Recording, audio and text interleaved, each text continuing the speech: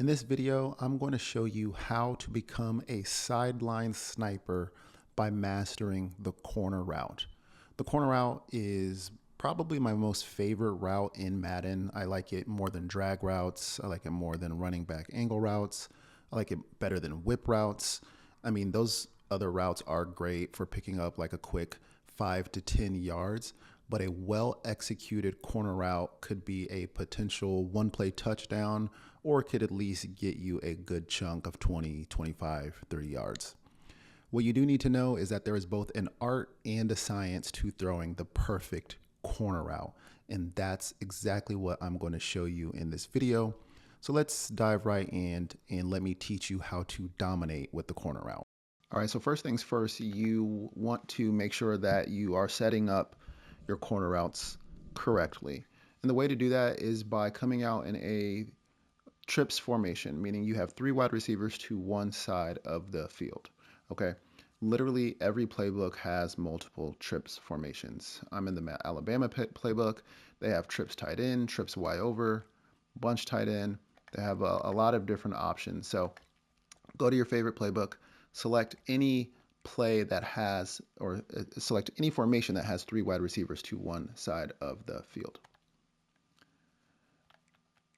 And for defense, I'm first going to show you guys against cover 2. Okay, so this is how you set up your corner routes. There are 3 main routes in play here that influence whether or not your corner route is going to get open. You have the inside trips wide receiver. You place him on an out route. You place the middle trips on the corner, and then you place the outside trips on the streak. Let me hike this ball here.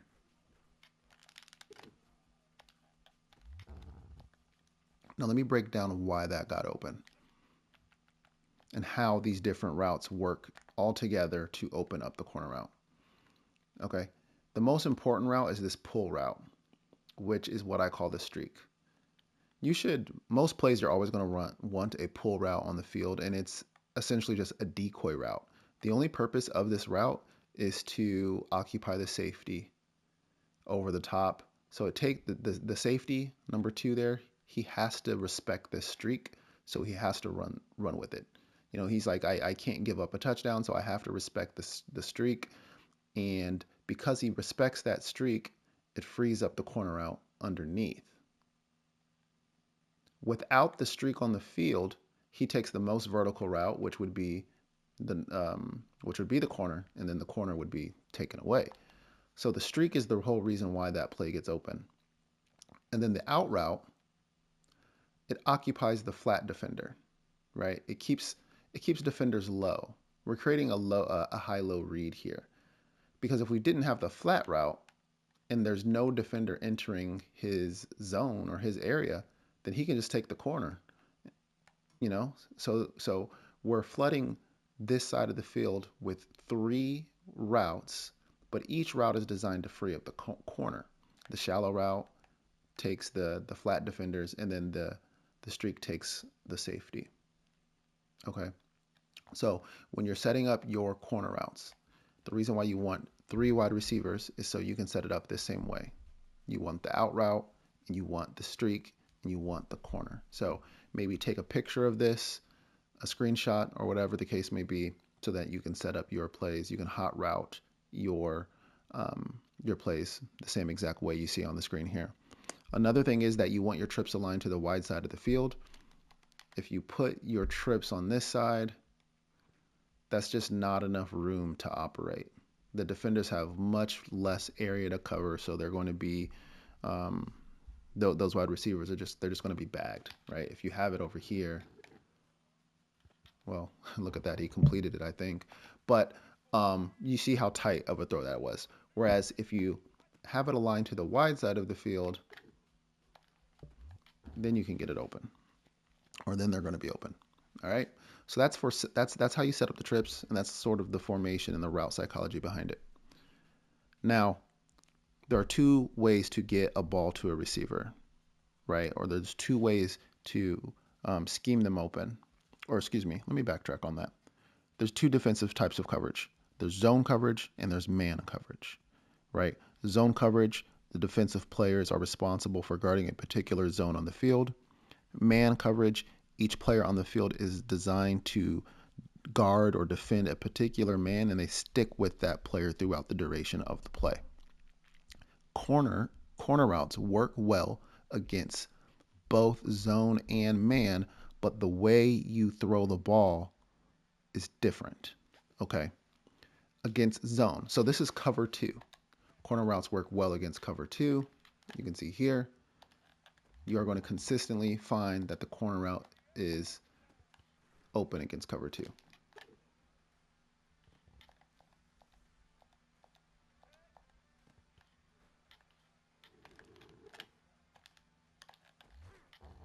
So the corner route is consistently open against cover 2. Against cover 3, you're going to find that the corner route is open against cover 3. This is just as well. As long as you set it up properly, meaning you have your shallow route and your streak, and then you have the corner, you're going to find that it's open as well, but it's a little bit of a tighter throw, and sometimes the defenders can make a play on the ball. So it's a bit more of a read. That time we were open. We were wide open. So it's a bit more of a read against cover 3. Okay, I got screamed at, but that's fine. So against cover 3, it's a bit more of a read. Like against cover 2, it's almost always open, but against cover 3, your first read is actually going to be this out route, because I can't promise the corner is going to be open. Like, look, like this is not open. And if you're just waiting on that one read, you know that defender's possibly going to get an interception or a deflection, and you lost the down. So your first read is going to be the out route against cover 3. And if the out route is open, take the out route. If not, then you can try the corner. Okay. See, like here, my first read was open, so I'm just going to take that first read. And this is against cover 3. But it was taken away there. My first read, which was the out route, was taken away. You can see here, this defender stayed low. He didn't follow all the way to the boundary, so I'm going to throw that corner. And again, we got the pull route. The corner and the safety are respecting the pull route, so they're running vertical, which frees him up underneath. So like I said, against cover 3, it's a bit more of a read. You want to take a look at the out route, and you want to take a look at the corner. But either one of those guys typically are wide open. Typically are wide open. See if I can get another corner route open here. See, typically wide open. Okay. So it works very, very well against cover 2. It works very well against cover 3. You can just, make the right read and throw the ball.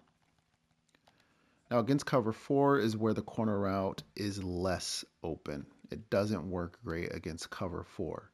So if your opponent is running a lot of cover 4, you're going to find that your best bet a lot of times is taking that out route, although it was open there. But you're going to find against cover 4 a lot of the time taking that outright is the best decision. Cover 4 is typically a match coverage, which means it's a zone coverage that turns into man after the snap of the ball. And because of that, that corner typically gets taken away, just like right there. Because that safety, he matched on. So it's a zone coverage, but he's like, okay, if this wide receiver runs vertical, I'm going to match and man him up. And so that's exactly what he did. And I probably could have threw a better ball, but let's see here. That time we got the corner route open. And we got it open again. Nice.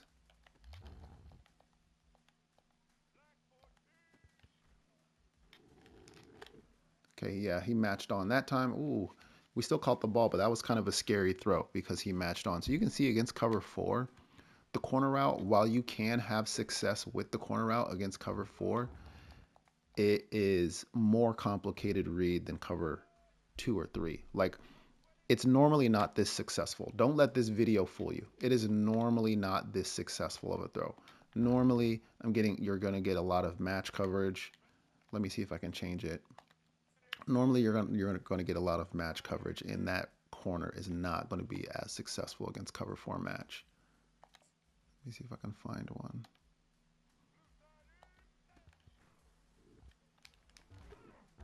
I got screamed at. It was going to be open there, actually. That safety is just not doing a good job. Okay, ignore that because I'm now getting screamed at by the defense. Okay. Well, it's actually kind of getting open in this example, but that just could be a matchup situation where the game is just favoring the matchup that we have on the field. But be careful against cover 4 is my point. Just be careful because it's typically not this wide open. I think I just have a good matchup here, and it's open more probably than it should. Now, where the art comes for throwing corner routes is against man coverage. And there's two ways you can throw your wide receiver open. Even if he looks covered, you can throw him open against man.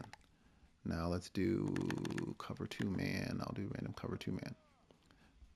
Okay, let me see if I can get a good example. Perfect example right there. That's a perfect example of me throwing him open. So, against cover 2 man, the defense runs a trail technique, meaning they run underneath the wide receiver. This is designed this way. He is not beat. He is designed to run underneath the receiver. Look, even in this example, he's underneath the receiver. He's underneath the receiver down here. So it's designed to look that way, right? Now, the reason why I was able to throw him open, and he's running underneath because he wants to undercut the ball and get an interception. And a user can click on and get an interception there, but I high pointed the ball. I threw a high ball, which is L1 on the PlayStation. I don't know what it is on the Xbox, but I'm sure you can figure it out. If you throw a high ball, it makes it a lot more difficult for the defense to get it. It makes it a lot more difficult for the defense to get an interception. I'm not saying it's impossible for them to get an interception. I'm not saying that, but it makes it a lot more difficult when you throw a high ball. But there's a give and take. It also makes it more difficult for you to catch the ball through contact. So in this example, because I high pointed the ball, he can't intercept it. You can see he has to jump, which is fine. He can complete the ball, but if there's contact at the end there right away, a lot of times they're going to drop the ball. So just know that if that's what you're doing, if you're throwing a corner out against man coverage and you're throwing a high ball, you are accepting that what I gain by throwing the high ball, which makes it harder for the defense to intercept it, I'm losing the ability to possession catch that. So another high point, bam, perfect execution. I'm high pointing it because a good user is going to try to get a perfect timing user pick on that. So I'm just high pointing it every single time. See, and that's an example of the drop. What you're gaining in the ability to catch that ball without an interception, you're losing it to possess the catch through contact, and he dropped it. And that's sometimes, hey, you got to throw a contested ball. Sometimes you're going to have to just try to throw guys open. That's the name of the game. I waited way too long there. I hate this formation already, but let's see what we can do. See, he dropped it again there. See, you lose something through contact. So I'm running its cover 2 man. Maybe if I stem it down, he'll be close. That safety won't be able to make such a play on the ball. Now that was a pick. So that was an example of those high balls are harder to catch. They just are. But that's how you throw them open. That was a good one. And I stemmed him down there so that it makes it more difficult for that safety to make a play if I shorten the route a little bit. Perfect example. That was a perfect example. So there are adjustments that you can make, like I'm making right now on the fly. I stemmed it down because when I wasn't stemming the route, the safety was there, kind of there over the top to make a play. But when I stem it down, it gives me just enough space to not only execute the high ball catch, but to hold on to the ball through contact. So if you're throwing that corner route, against man coverage, just make sure you throw a high ball. Now, if you want to not throw the high ball, if you're wanting to eliminate that, because you're literally throwing the ball, there's a defender in the passing lane, which is a bad idea. But I'm throwing a high ball, so I'm thinking I can get away with it. But there is a defender in a passing lane, and a good user can click on, press triangle, and get a user click if they have the skill. So usually you want to avoid throwing with a defender in a passing lane. You're just asking for an interception. So if you want to do that, if you want to eliminate the passing lane, watch this.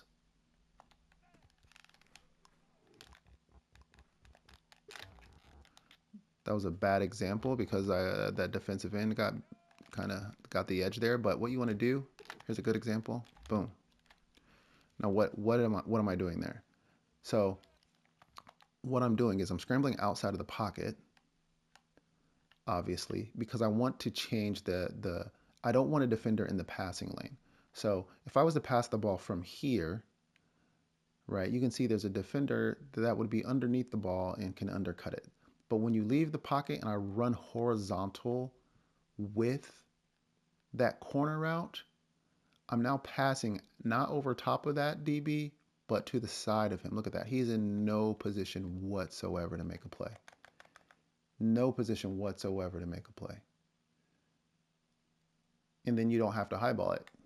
You can just, press square or X or whatever to get a rat catch animation. So you can always just scramble outside the pocket. You've changed the angle. But again, what are you giving up there? It's harder to throw on the run, so you're more prone to inaccurate passes. But I'm not highballing it anymore. I'm throwing the ball without a defender in the passing lane, and so both are an option. Okay, so you have one or two ways you can throw open the corner route against man coverage. You can stay in the pocket. If you're going to stay in the pocket, don't get sacked, number one. But if you're going to stay in the pocket, throw the high ball. Bro, I got screamed at, but that was an example of a high ball. Let's see if we can get a better example. If you stay in the pocket, throw a high ball. That was a terrible example again because I had to tap it because that guy was coming in. One last time. High ball. And he holds on to it. Perfect. If you're going to stay in the pocket, highball it because you're throwing the ball with a defender in the passing lane. Look, he's directly in the passing lane. I got to throw it over his head. I got to highball it. If you don't want to do that, if say they have a user and you're worried about their user, the user proved they got you earlier in the game, they proved that they can click on and get a perfect timing user pick, then don't throw it with them in the passing lane. Scramble and run with the route, even though he just made a hell of a play, which is fine. This is an animation-based game. Not everything works 100% of the time, but if you can change the passing lane by scrambling and running outside the pocket, then that's an option too. I'm just getting, what? Now I'm not getting great examples, but you guys get my point. I showed you earlier in the video that it works. Here we go.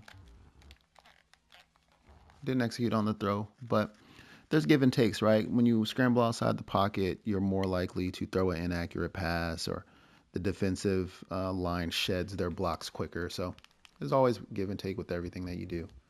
But there you go. You can change the trajectory of the ball. So if you can do that if you're wanting to avoid the user.